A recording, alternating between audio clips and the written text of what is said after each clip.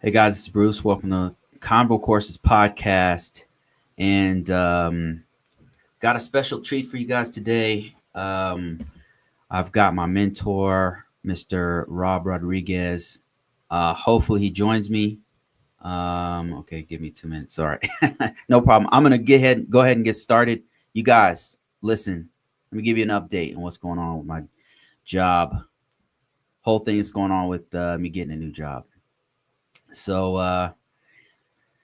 So, first of all, writing's on the wall. It's time for me to go, and I've been pretty candid about what's going on.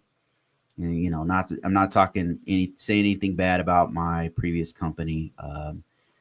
They're a good bunch of folks. They took care of me, so I can't complain about that.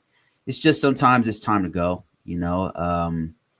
Sometimes it's your your goals don't align with the company's goals. So that's why I decided to leave. So anyway, I told you guys, never burn bridges. Always stay cool with the relationships that you have at any organization that you have. Regardless of the situation. Cybersecurity, IT as a whole is a small pool of people. You run into the same people over and over again. So you don't, as much as possible, you don't want to burn bridges. And I didn't burn bridges, right? I made sure I didn't do that. So I have mentioned it a few times over the course of my time there that I think I'm probably going to be leaving. Haven't really talked about it recently. I'm just doing the best, most quality work I can while I'm there, but it's coming. So how's it gone? I started putting out applications. I put out so far. I put out about 300.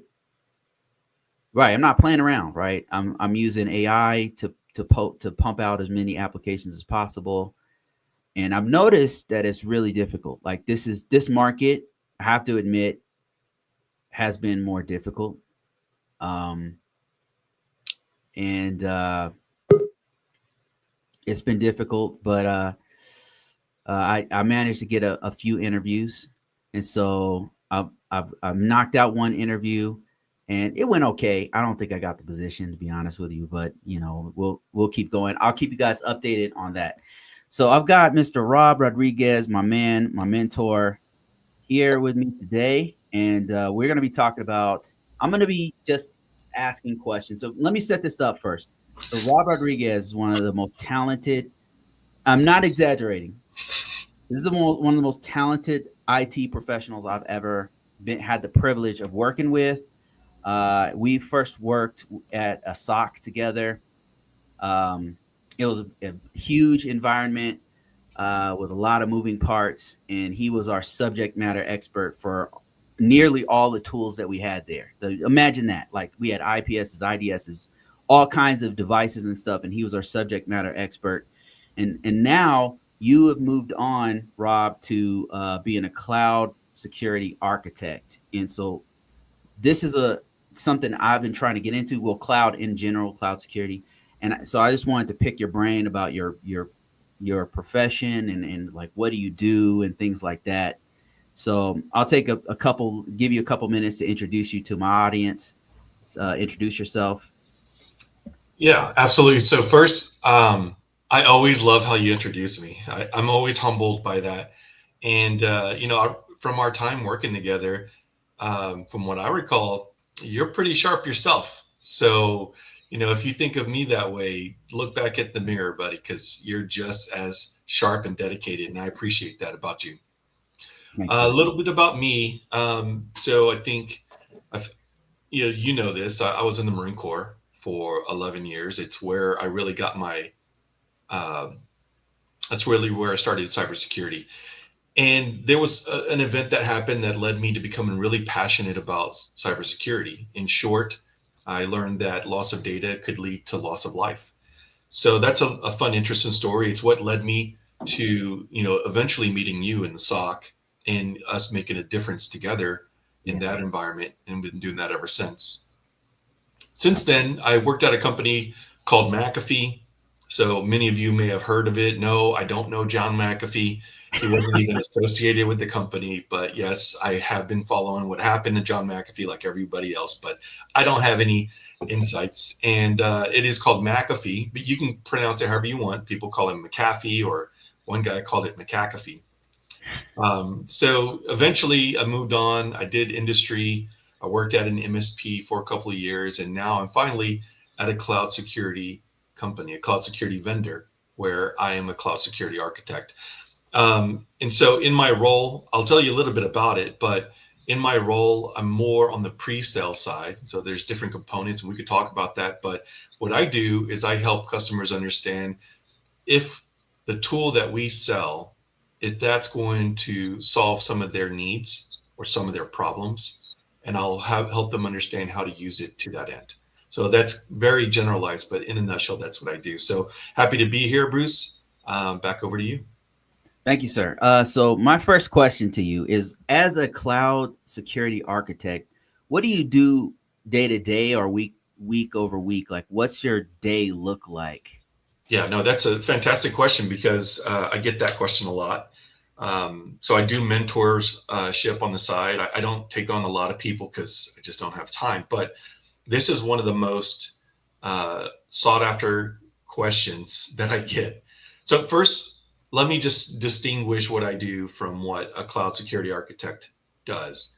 In the industry, when you say cloud security architect, most likely you're talking about someone who works in operations. That means I work at a company, they need to protect their assets, and they hire a cloud security architect to figure out how to do that. So that is operational. There's another side where I work that is called pre-sales. And all Mm-hmm. that means is that day to day, what I do is I provide advice to existing customers on how to leverage their solutions to solve certain problems. I'll provide demos to existing and new customers who are interested in some of the products that we sell.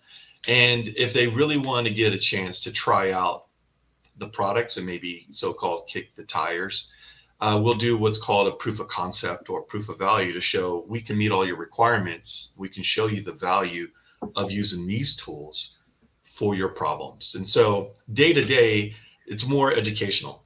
I talk to customers and educate them on concepts, on stuff they didn't even know they had. A really common one is about this whole complicated concept called ZTNA, or Zero Trust Network Architecture.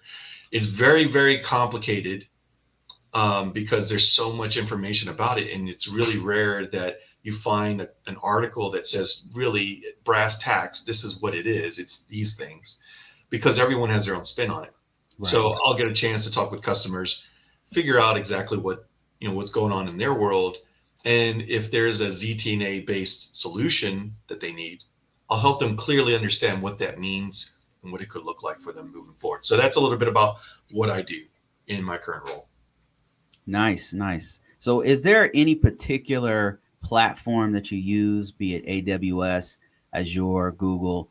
Is there one platform, or is pretty much it depends on the client, I imagine? Yeah, that's going to vary client to client. You'll see most organizations, I think, are going to use Amazon AWS. It's a really popular platform. It was among the first, if not the first, cloud service provider on the market. So it's very, very popular. And one of the things about AWS that makes it, continuing to make it really dominant is its ease of use. I mean, don't get me wrong, you can't just go in and just figure out and know it all in a day, but it makes sense. They have standards. It's really well organized and architected. And so AWS is a great place to start. Having said that, a lot of organizations are using Microsoft. For Microsoft, it's they have a solid platform too. I don't want to take away from that, but their approach is more about how they price and bundle things together. So they basically incentivize customers, like, you're already buying Microsoft, Windows desktops and server licenses. Well, now you can only buy that if you also buy cloud services. So they kind of shoehorn you into buying their services. But a lot of customers seem to resonate with that because they do get discounts on the server and desktop licenses. So that could be significant Yeah. for them. But if they have other operating systems like Mac OS or Linux, or maybe they're looking for better ways to reduce their spending with Hmm. Microsoft, they'll probably be resistant to it. So, but Azure is a really strong contender. They may be the top CSP or cloud service provider in the industry because of the way that they approach how to sell it. So they're a very, very strong platform. But most of my customers are going to use AWS. Very rarely do I see GCP. And when we do, even though Google has a solid reputation and they do have a solid platform, it's like speaking Greek, because once you're used to AWS, you then need a Rosetta Stone to go to Right. GCP. Right. AWS and Azure, even though they have different names for Yeah. different components, like storage, for example, AWS calls it Blobs. S3 buckets. Yeah, Azure calls Buckets. it blobs. Blobs. Yeah. Yeah. For Azure. So if as long as you know like these things are actually the same, they're just different names, it's really easy to like mentally map that out. Yes. Then Yes. GCP will have like projects, and you're like, what is a project? Like, I'm not trying to be a PMP here. So I don't see GCP as much, probably because it's not as dominant. Like the way that Google approaches how Yeah. they sell is different from Microsoft, and also like the way that they talk about their technology and name things is so dramatically different and organized Yeah. than AWS and Azure. So, to answer your question, AWS seems to be the most dominant one that I see, but You're you have right. to Yeah. recognize Azure is probably just as prominent. Right. You're right. So because the market share for cloud, something I talk about here a few times, like just looking it up, the market share is like 30+% for AWS, and then it goes down to like 20 something percent for Azure, and it goes all the way down to 10% for Google, and then all the rest like Oracle has a little tiny, Oracle, point. IBM, IBM, yeah, and then you get Alibaba.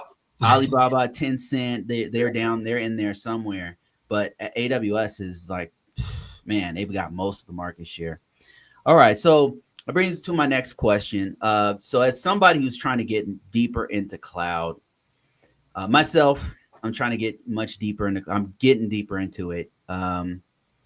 What would be the thing that I should focus on first? Like I just to give you like what I'm doing right now is I took the most basic AZ900, which is cloud fundamentals for Azure, and then I took AWS CCP, and that's just to get myself. It's not. I'm not trying to like hoard certifications.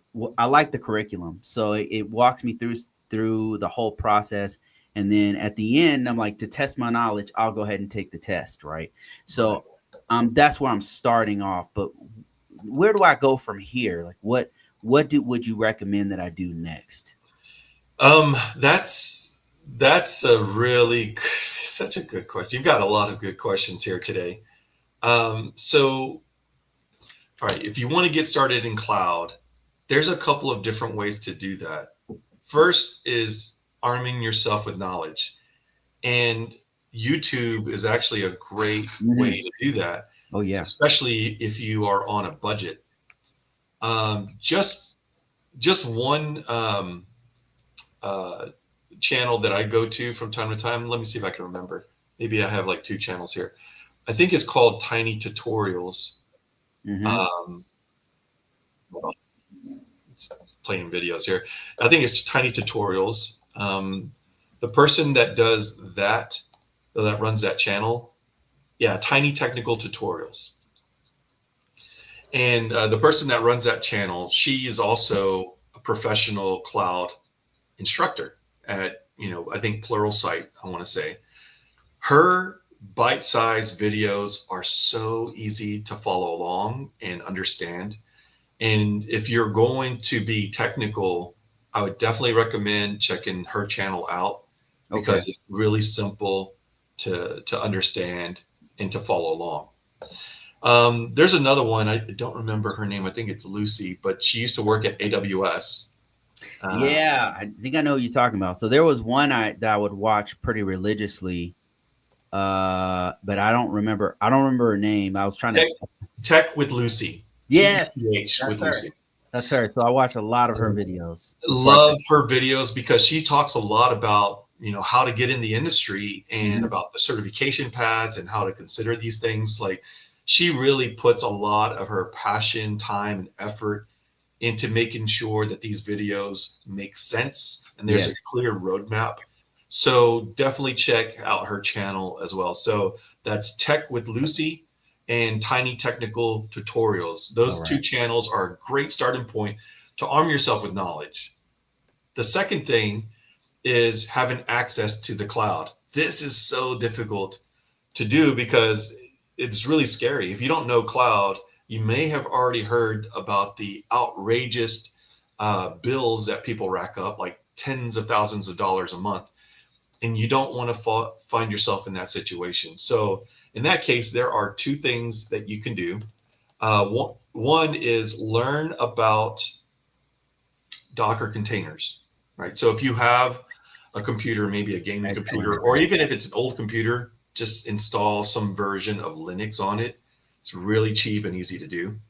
And there's the thing about Docker containers is that you can run a container called AWS Stack, I think it is. I don't remember. Another thing is, while you're looking that up, is that AWS and Azure give you about a year of free services. Now they're limited, but it's 12 months of free services as long as you don't go, like, I think they'll let you use their basic services because they've got like all these different services, in the once you get on the dashboard. Yeah. But you can't go to the most advanced ones, but you can use some of their more limited ones for up to 12 months for free. And then after that, they'll start to charge you. Yeah, that's my next point. To finish up this point, if you're going to use Docker containers to practice or simulate AWS, there is a free container to use called Local Stack. And Local Stack is basically a fully functional AWS cloud service emulator. And it's really great. Now, it's not going to have the interface. I mean, I think you have to pay if you want to emulate the web interface. But if you're just doing automation and API type stuff to build, environments, it is a great way to practice safely in your own environment without worrying about racking up all those bills. So that's a great place to go. That's solid advice. Before I go to my next question, I've got somebody comment and said, kind of matters what space you're in as well. Cloud security architects here in public space. If you're dealing with DoD, Microsoft GovCloud is the only option available. Yeah. So BM, thanks for that wonderful insight. Yeah, federal or public sector, especially in the US, does vary. Now, for what it's worth, it's not just Microsoft. I think maybe some organizations only go with Microsoft within the Department of Defense. But there was a big lawsuit, I think, I don't know, maybe 5 years ago or so. I don't remember what it was called. I think JEDI was the name of the contract. But essentially what it comes down to is there was a big fight between Amazon and Microsoft and even Google on who would be the cloud service provider for the US government. So all three of these platforms do have a regulated and certified environment for use in the government. We call that certification FedRAMP. So if you're familiar with FedRAMP, you'll see that all three of these large service providers do support US government. However, in many places, because there's such a Microsoft focused perspective, you'll see that a lot of people just naturally align with Microsoft GovCloud. That is absolutely true. Absolutely. And then somebody piggybacked on what you said. Security experts said that he had a client rack up $160,000 by mistake. Oh, man. Don't want to do that. Like, so yeah, exactly. We want to avoid that. So that's why I'm telling you about this stuff. So local stack is a great first step if you want to do things locally. The second step, what you mentioned, Bruce, is try the free tier trial. But that means you have to be really conscientious about what is in free tier, and that's not always clear. So you can do free tier if you're doing small projects, absolutely. But if you stumble onto something that you don't know how to undo, you could rack up $160K bill, and you don't want to do that. So you got to be really careful. The third thing that I would recommend, highly recommend, well worth the investment, is an investment with a cloud guru, now a company of Pluralsight. A Cloud Guru is a learning platform where they teach you all about different cloud technologies, security, implementation, automation, and it's amazing. The thing that I love the most about A Cloud Guru is that they offer what's called sandboxing. What this means is that you can go and spin up access to an AWS environment or Azure or GCP or even Oracle and test it for a couple of hours, and you never have to worry about the bill. You can test whatever you want for that period of time, and it's definitely helpful when you're trying to learn and get certified, and it doesn't come with that risk of that 160K bill that we had somebody mention earlier. So Wow. now the pricing, I think it's like $500 a month or something like that. I don't remember, but I would recommend waiting till like a time where there's a holiday. I got mine around Black Friday, which is closer towards a Christmas holiday, and it cost me like $265, I think. So great deal on it, and it's definitely worth it. So that is for 1 year of access, and that is like even the full price is completely reasonable and worth every penny because you have access to all these different cloud environments, and it's going to help you grow. So I could keep talking. I'm not promoting them. They don't pay me. I'm not trying to plug them. I'm just saying my experience has been overwhelmingly positive, and it's a great place to go if you want to learn about cloud and have a safe place to do that. Wow, thank you, man. That I didn't. That's two awesome resources that I'm definitely gonna check out. And bonus was that Docker. So the more I'm learning about containers and stuff, the more I'm realizing how important it is to cloud and virtualization and stuff like that. So man, great insight. So my next question is about of all of the degrees, certifications, and experience that you have. I want you to rank like your top three that has been the most impactful in your entire career. Like from and just to kind of give you guys some insight into this guy, this freaking guy right here. We're at SOC.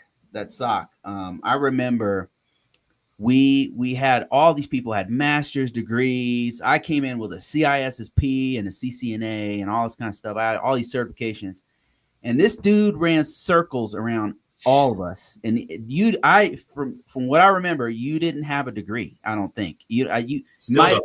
You did.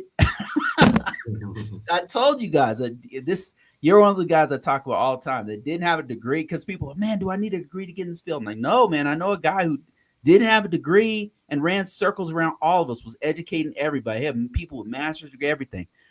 And so anyway, so from all the stuff that you have, like what was the most impactful skills, experience, certifications that you got that were just like knocked the doors, opened up doors for you, it continues to help you maybe, what were those top three things? Yeah, that's a really, really insightful question. All right. So to address the degree, let's just tackle that because that's an easy one. Do you need a degree? No. Simple. Longer answer is it can certainly help if you have nothing else. If that's a route that you're interested in learning, and that's a route you feel comfortable with and you get the most from, by all means, go for the degree. But if going for a degree is going to cost you more anxiety because of the debt associated with going to college or university, maybe you don't have to do that. So that's one perspective, and I'll tell you what you can do here in a little bit. Second is about certifications. I have the personal belief that most certifications are just a check in the box. I have experience getting certified, and man, I have a very unpopular opinion, but most certifications are trash, in my opinion. And it's not to to speak ill of any certification program over another. It's just, I feel like what most people do is they'll do a brain dump to check the box and get the certification, but have learned nothing. And I saw this happen with CISSP, where people would go for this certification. In fact, Bruce, when we worked together, we saw people going for the CISSP certification, wait for the results to come in, it would fail, and they'd just go back and continue to brute force until they got it and still learn nothing, even after months of retaking the certification. And it was because they had to do it for their job. Yeah. There was no interest. They just needed to check that box. So certifications are not always what they're cracked up to be. So what I do when I'm looking at certifications is I look at the value to me personally, not to the company that requires them. I look at the value to me. Am I going to learn something in this? So a couple of certifications that are worth having. One is cloud certifications. So whether it's Microsoft, Google, or Amazon, they have certifications that really test your knowledge. And in a lot of cases, if you're not familiar with how to do something, the practical aspect of it, you're not going to pass the certification. And so they do a great job of asking really good questions. They have great quality assurance. And personally, when I did my certification for AWS, I felt that it was valuable. And so I only did AWS, the cloud foundations. I eventually will go on to a solutions architect. So, I'm training and studying for that at the moment. But I do it because I'm getting value from it, not because the company requires it.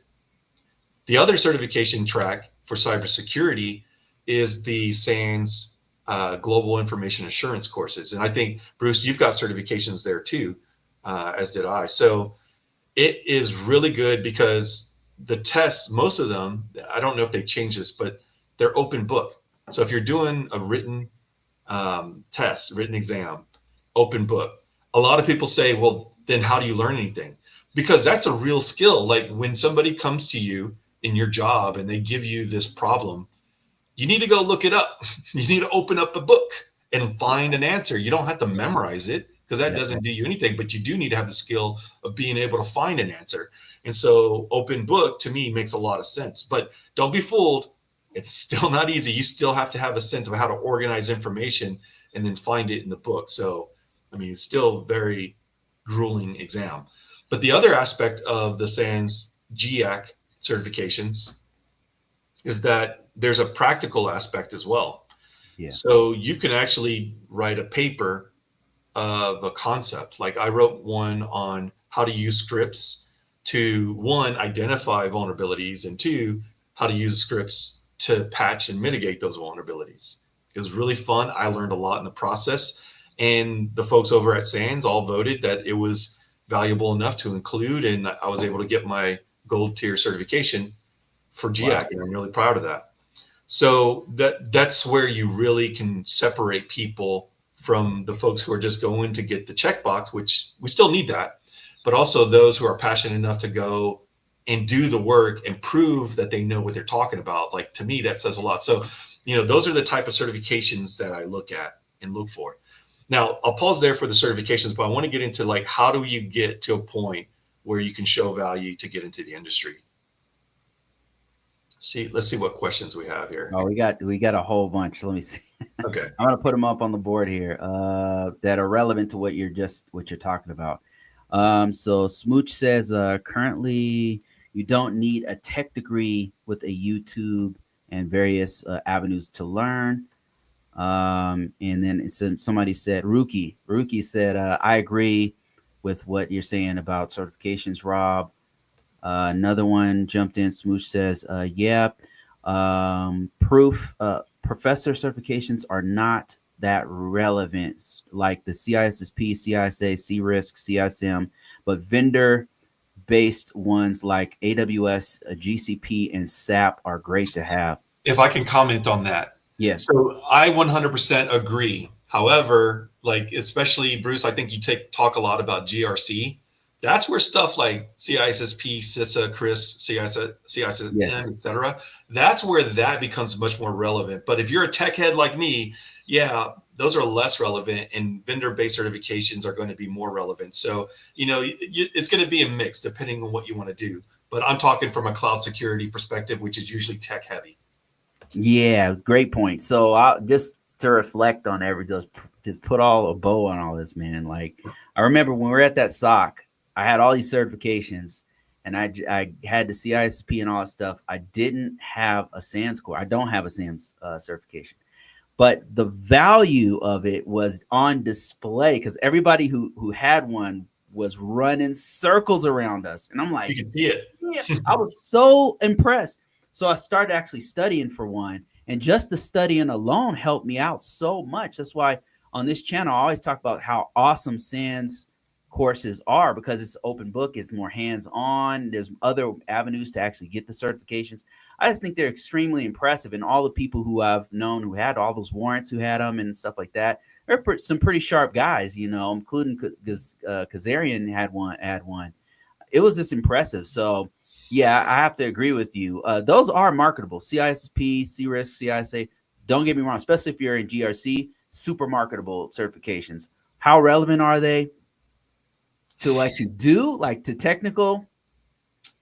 I mean, it's it's very generic, So Yeah, um, so let's address one more thing because like we were talking about public sector, and I don't know if it's still there or relevant, but 8570, right? DoD yes, 8570 regulation, which that's right. is about maintaining certain levels of certification and competencies in Yeah, order to hold a role in information assurance. Um, CISSP is going to check that box. So if yeah, you're going to work in the U.S. federal government and possibly maybe either other nations, CISSP is absolutely critical. Whether or not you believe it's going to help doesn't matter. It is a requirement. So in those cases, yes, it's valuable. yeah. So you got to look at those factors as well. There's other certifications that do really well in the government, like the Security Plus, especially if you're entry level. Larry says, but isn't the checkbox now basically being required by the industry to pass Yeah, resume scans? Unfortunately, that's how it's going. We got to play the game for some of us. yeah. And So I want to talk about that too, Bruce. I'm so sorry to interrupt, no, but I'm you're so no, glad you're you brought good. this. I know This you is are great. too. This is Yeah, because great. you talk about ATS as well from time to time. Yes. And yes, so Larry, spot on, great point. Those are not the organizations personally I want to work at if that's how they do business. That's how I look at it. There are so many companies out there. So I personally the way I find jobs is through networking. So, like, for example, Bruce and I know each other. And uh, if there's an opportunity, we'll inevitably talk about it. In fact, we just had a conversation recently. There isn't an opportunity, but we're checking in, right? Right. So networking is hugely important. People that you respect and people you admire, stay in touch. People that you want to help, stay in touch. It's all about networking. So networking is going to be a huge way on how to find the right jobs and get past the ATS automations, because I don't know what the heck's happened in the job market, but like this is killing job markets. And by the way, I think Bruce, I think if you're going to ever have another conversation about like applying for a job and some of those topics there, I'd love to come back and share some insights. I Oh don't want to man. take away from Oh your yeah. I topic. definitely. As a matter of fact, that's my next question. Is about the market. Like right now, I'm going through this, and some of my younger guys, my millennials, my Gen Z folks are asking me questions. They're like, I mean, not questions. They're saying, "Man, it is crazy out here. It's ridiculous. I can't get a job. What the hell's going on?" And before, I remain positive. I'm like, man, you just gotta get out there. You gotta. But now I'm experiencing it. I'm like, I don't know what the hell's going on. It's bad. Like I think that my theory is that there's so many changes right now happening that that's making it hard. That's what it seems like to me. But what's your take on that, Rob? Um, so I have just theories. I don't know what's happening. And just for what it's worth, I do have some insights as a hiring manager in my previous role, so I can see some of what's happening. So here's my theory. One is that there's a lot of automation. A lot of people are just mass deploying their resumes, Yes. thinking that the more I put my resume out there, the likely I'll get a job. So that's one. One, okay, yeah, it can be a point that you're creative enough to do that, but be more intentional. If here you are like 2 years into a help desk job and you want to grow, that's respectable. And I expect someone to do that, but don't go straight for a director of solutions architecture role. Like you're not qualified, right? Be more intentional.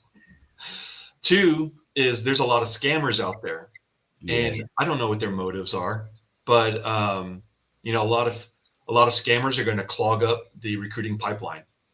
And three, people who are desperate are doing Hail Marys and they're applying to, hundreds of jobs a week. And they're just, and I mean, I feel for them, but you're clogging up pipeline. So like in my case, when I was hiring for solutions architects, I had people from all walks of life. I had a CEO apply. Like, why are you a CEO applying for a technical role? I guess business is not that good. I had a homemaker apply who was a mother, and she was really creative with her resume. But as much as I love that creativity, you had to have qualifications. It's like a solutions architect role is a tough job. Yeah. So my theory is that because of all of this stuff happening, clogging up the recruiting pipeline, it's possible that companies say we need a better way to manage it, and let's put a gatekeeper in front of all of that, and we'll call it ATS. And all it's doing is it's harming your qualified candidates now. Not only the determined scammers and desperate folks that are not qualified or getting through, and people who are really qualified they're just like, well, I don't check this one box and suddenly I'm disqualified. That doesn't make Wow. any sense. So That's that's a why I keep going back to networking. Like that's really big that you network. Man, that's great insight, Rob. That's great insight, man. Especially for me going through this right now. I'm seeing this market. I'm like, damn, what the hell? What the hell's going? Because I'll get on. I just give you a specific example. Like I'll apply, looking at jobs. I'm like, man, this is a good fit for me. I'm hitting all the marks, all the boxes. And I look at it. It was released 2 weeks ago, and there's 100 applicants, over 100 applicants in a couple weeks, and I'm like, man, this too competitive. I don't know, like what's the point of me even applying? I mean, I'll apply for it anyway, but if there's already 100 applicants, what's the chances? And then they have to sort through all 100. That takes time. So Yeah. that's a You great know what? point. When you pointed that out, the 100 resumes, it also made me realize remote work is also affecting this. So, instead of having local applicants or local nominees apply for a job, you now have the entire United States and sometimes a global market applying for the same one Yes. job. And that also has an impact to being able to get it. So network, network, network. Man, great insight. Great insight. Let me pivot. We could do a whole hour on just that one Yeah. subject. We'll come back to it. We'll definitely come back because I'm going through some stuff right now. But I wanted to move on and ask you, because I get a lot of questions from people, young folks trying to get in, possibly go into the military. And we have Simplify. We have an ex-Marine here, a Marine, not All ex, right. no ex-Marines. What would you say to a young person trying to get into the military? Would you advise them to go? Do you have any advice for anybody like thinking about it? It's a journey. Everybody's journey is unique to them. And I hate to give such a cop out response, but here's what I would consider. So in my case, I was ready to grow. I didn't understand that's what I felt when I was 18. I was an idiot. But I knew, like, when I got an opportunity to go to the military, that I wanted to take it. It's not easy. There's going to be, like, you're going to go through a lot of challenges. Well, if you go to the Marine Corps, you're going to go through a lot of challenges. You go to the Army, maybe not so much. The military joke there. So it's really going to depend on what you're trying to get out of it and what you're willing to put into it. So what I would tell anybody, like my nephews or friends, anybody who comes up to me and says, "Hey, I'd like to join the military, but I don't know if it's a good fit. My advice is, one, figure out what you want. We could talk about that. I'll help guide you. But two, understand one thing: no matter what, no matter if you go to the military or not, what you put into it, the effort you put into to being your best, to actually getting something out and to giving back in return, what you put into it is what you'll get from it. So if you expect to show up and just take, like, a lot of my friends initially joined one of the services just for the college benefits, the education benefits. And that's okay. There's nothing wrong with that, but never put anything back into what they did. And consequently, that same mentality of like, just give me everything, it led to them being in dead end careers where nobody wanted them, because literally their resume would say, yeah, what are your accomplishments? And it would just say, learned this, went to that course, got this certification. And it's heavily emphasized on education. Not a bad thing, but that's all they brought to the table was, I want more education, but they didn't show what we're doing with that education. So Right. going back to the military thing, same concept. What you put into it is what you're going to get out. So if you're willing to put in the effort and willing to put in the work, it could be a viable path. But learn how to negotiate a role. Like if you go into the military and let's say you get an administrative job, just processing paperwork, that's okay too, but it's probably not going to get you into an IT career. So you have to be a little intentional and specific about where you want to go in the military. Right, right. What are you going to put in? I know that one of the big lessons that was a huge lesson for me in the military. I was not going in as a patriot. You know what I mean? Oh yeah. I went in because I wanted to travel. I needed a job, but what I found was what's crazy is how much I learned. I learned going all over the world and I saw so many different walks of life. That was amazing. So many different parts of the world. And there was one time I was in Afghanistan, and I realized that, which I don't want to get political or anything, but one thing I realized was it wasn't about the politics. It was when you got there and you were in a war in a dangerous place, you realize it's about protecting the person next to you. It's kind of like it's a corny line that comes from Black Hawk Down, where the guy says that in that movie, right? And that is so damn true.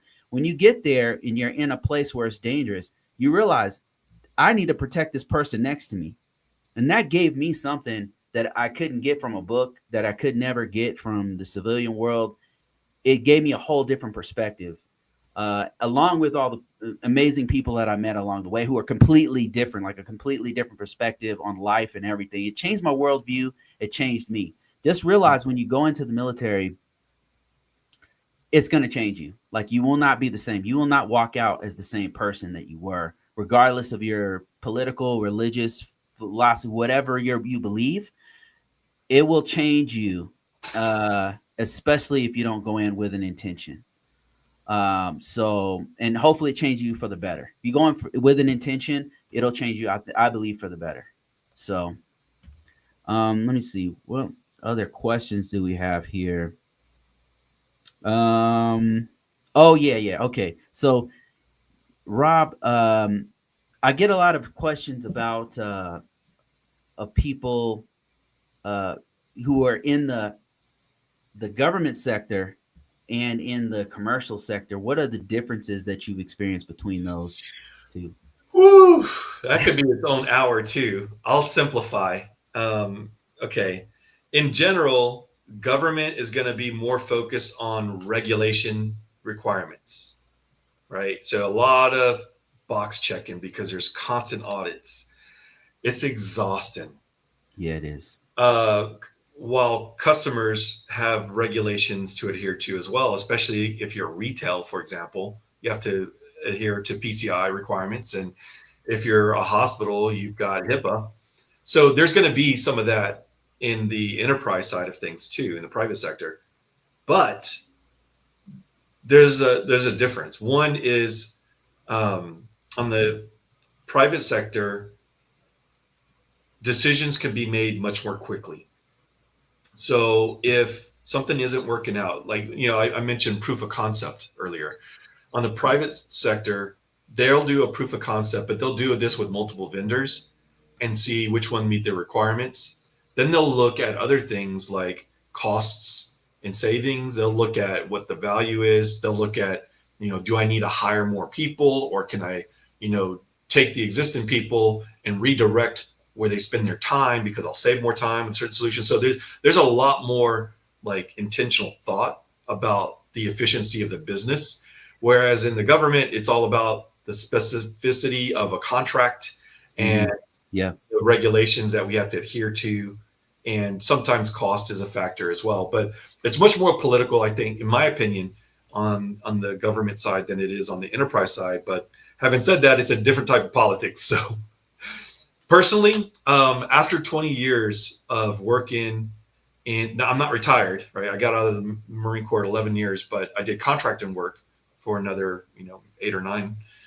So after about 20 years of working in government, I can tell you it got old. It was just repeating of the same thing. And for me, I wanted to grow, and I felt like I did a lot to make a difference, but it was time for someone else to take a torch. So I mentored and trained as many people as I could. And then I came over to private sector, and I've been growing ever since, and I'm really happy. So for me personally, moving over into the private sector was really good. And I know a lot of people say having a clearance makes sure that you can have a job. In today's economy, it may not be as true. We saw the whole, layoffs with Doge, that have affected a lot of people, clearance or not. So, but the thing I found with holding the clearance is that it inevitably brings you back to federal. So even in my current role, a lot of times people will be like, "Can you help out on the federal?" And I'm like, somebody else. I can advise that person, but somebody has to own it. Do not want to own that anymore. Been there, done that. I'm happy where I am. So wow, man. All right, let me answer this. I've got a whole bunch of folks talking to us here. Let me see. Got a few comments here. And I'm gonna go to TikTok. I'm not ignoring you guys. We just had to answer some questions here. Let me just read through a couple of these. E-Free. That's a funny name, but do we know each other? Okay, I've got Sergio says, I heard AWS certs are free, but couldn't confirm. Do y'all know if that's true? No, I don't think AWS, they're about $100. Like the lowest one is $100. They might have certificates that are free. Yes, they have a training platform. It's free. I've been through it. It's not bad, but it's so dry. So dry. And I'm more of a hands-on kind of guy. So if you consume information easily just by reading stuff and it just makes sense to you, it's a great path. Their AWS learning path. It's fine. But if you need like practical hands-on, or you need someone to show you how things work, that's where stuff like Pluralsight and the Cloud Guru come into play. They'll be a better fit. I'll definitely check out Cloud Guru. Smooch over here on TikTok says, are you on both platforms? He says, or he says, AWS Skill Builder is a good place to start with the technical skill building. Skill Builder. That's another good one. Builder, yeah. Yeah, great call out. Somebody asked, is a CCSP okay? That's the ISC2 Squared's implementation of cloud, right? Or the certification of cloud. Yeah, I don't know much about that. I haven't taken that one. I would say, like, if you look at the synopsis or description for it and you feel like that's a good fit for you, sure, it's okay. If a company requires it, that's okay. If a company's hiring for a cloud person and they're government, that's probably going to appeal to them. If they're a private sector, that could also appeal to them, but it's more likely that a vendor cert is going to be more lucrative. Just my opinion. Okay, another question here. JD says, do you think AI-specific risks are being taken seriously by most security teams? I'll let you start with that one. All right. No, can you say that one again? What kind of risk? Says JD says, what? Oops, wrong one. I got a whole bunch popping up here. Yeah. Do you think AI specific risks are being taken seriously by most security teams? Yes. Well, okay. Yes and no. So companies are definitely taking it seriously. In fact, in my own company, we have solutions around providing safeguards around AI misuse. And we are definitely having a lot of conversations. So companies are definitely taking it seriously. Now, is the SOC taking it seriously? That's a different question. And the answer is I don't know. I hope they are, but a lot of times there's resistance to change. And SOCs can be so overwhelmingly busy and stressful that it's Yeah. really hard to introduce a new technology or threat like AI, because that's a big one. So I would say there's going to be a long runway before we see a SOC actually start taking it more seriously. But for those who are already doing that, good on you. For those who aren't, there's some runway there that you need to work on. Yeah, I know that there was recently a hack with McDonald's has an AI assistant that was helping to hire people, and it got hacked, and then the LLM got hacked, and they found that the password was 1 2 3 4. Yeah. Uh, look it up. It's crazy. It's wild. All right, let me see. Let me see here. E says a 1MEF. Yeah, one meth. What the hell? This All is this right. is this is a an officer in the Marine Corps. Yes. Yeah. So maybe we were Warrant out officer? in Iraq together. Blue Diamond was in Iraq. Yeah, man. Marines is a small world right there. Yeah. Love it. I love it. Let me see more comments and questions. Um, Yeah, we talked about that one already. yeah, we already talked about that one. Smoosh says yes, I'm on both platforms. Security expert says CCSP is basically CISSP for cloud. I don't know that it has the same, or does it? Maybe I'm wrong. I don't know if it has the same level of respect yet, but maybe. I mean, I see they're really good at marketing these certifications, so they might get there. ISC squared is no joke with I marketing. mean, ISC squared, regardless of my opinion, they are reputable. And Yes, that's so what I mean. it can't hurt, but I don't know if it's really going to convince someone that you're an expert in cloud security. So that's why vendor certs are so lucrative, because you really have to know what you're doing. So there's a lot more trust in those certifications. Okay, BM says, where do you see AI coming into play for security architects? Is your experience? I'm currently working with Copilot, but more from an auth-in slant. Any practical use cases? Yes. So I use AI constantly. So, one, from a consumer perspective. So, one of my favorite quotes: I would have written a shorter letter, but I did not have the time. What that means is that if I'm going to speak in terms that are easily understood by others and they make sense, I have to spend a lot of time crafting that message, especially in the email. A simple email that looks like it took 5 minutes to craft may have actually taken me an hour, because I got to think, what's their frame of mind? What's the context? Do I have my emotions that I need to, like, regulate, go walk and get a coffee? So it could take me a while just to craft the right message. Same goes for planning, because I might have all these distractions. I got Slack pinging off. I got phone calls I got to answer. I got a Yes. webinar I got to join. And here I am in the middle of planning, and I'm going to forget that train of thought every time I come back. So Mhm. AI is absolutely critical to how I'm leveling up in my own role, because now I can get to these outcomes much more quickly. I have the ideas. I pipe them into my own, because I built my own AI server. So I pipe in my ideas and thoughts, and I'll say, hey, give me, an organized perspective here. Maybe give me 5 categories and the subcategories that align with this, or maybe give me a lessons plan. I will ask AI to organize the data. And then from there, I've reduced my workload tremendously, and I can use that organized data and then add to it or rearrange it, or now I'm ready to do some actual work. So from Yeah. that perspective, I use AI every day just from that. And you can use it for any variety of ways. You can ask it, give me 10 AWS exercises that allow me to pass the AWS cloud practitioner exam. That's a great question to ask. So you can absolutely use it from consumer. And there are other things too, but in interest of time, I think we can save AI for another topic because that's a really big one. Yeah, Great that question, is too. huge. Great That's question. huge.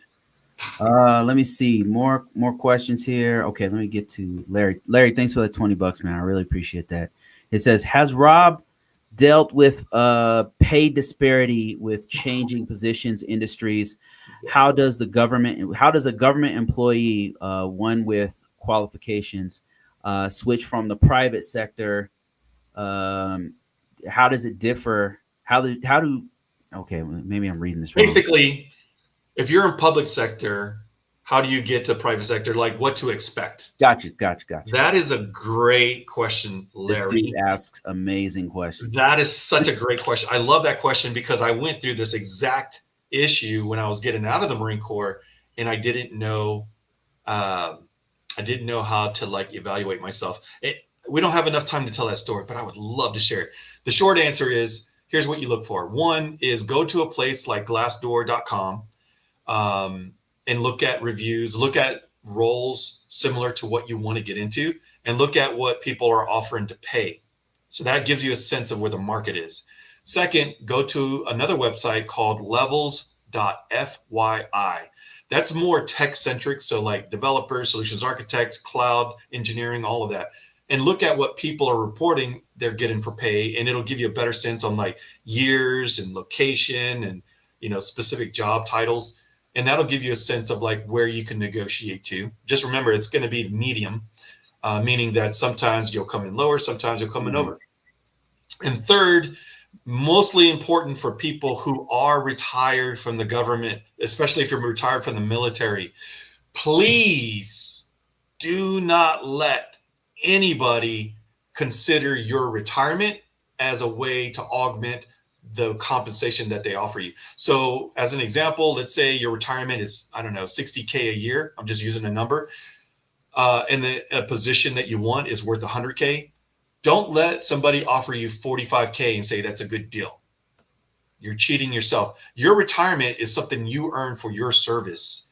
That's right. And so if that role is worth 100K, that's what you negotiate. That's what's fair. They should not consider your retirement as part of that. And if they do, that's not a company you want to work at. Just my personal opinion. Absolutely. All right, guys, we've been talking for about an hour, man. This was awesome. Rob, we got to do this again, man. Oh man, let's do it. I can do this every day. Shit, this is great, man. All right, so I'm gonna keep this one to an hour, guys. Man, thank you so much, Rob, for joining us, man. I really appreciate your wisdom. It's your perspective. You have a unique perspective that I really like. It's like old times, man. We still didn't talk about all the crazy stuff we saw at the site. I would love to talk about that. We got some crazy ass stories from that. I don't know how much of it we could put on public, but I'll say it. Right. I don't have a clearance anymore, so I'll say it without putting anyone at risk. All right. Absolutely. All right, guys. I'm gonna cut it here. Thank you guys for your great question, Larry. Thank you for that $20. Rookie, thank you for your donation. I appreciate you guys. That's it. I would like to have Rob back on here at some point. Rob, do you have something else? Yes, I want to say first, Bruce, thank you so much for bringing me on. I absolutely love these conversations with you. It's like old times, and I value our time together. And for the audience, you guys are amazing. I love your interaction. I love the questions. These are amazing questions, and I'd love to do this again. So hopefully we'll see you again.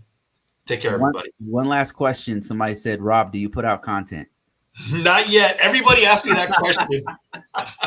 Not yet. But I'm working on something. So all right, awesome, man. You got to let us know, man. I'm hanging on by a thread with that one. All right, guys, that's it. Thank you guys so much. Appreciate you. Later, Rob.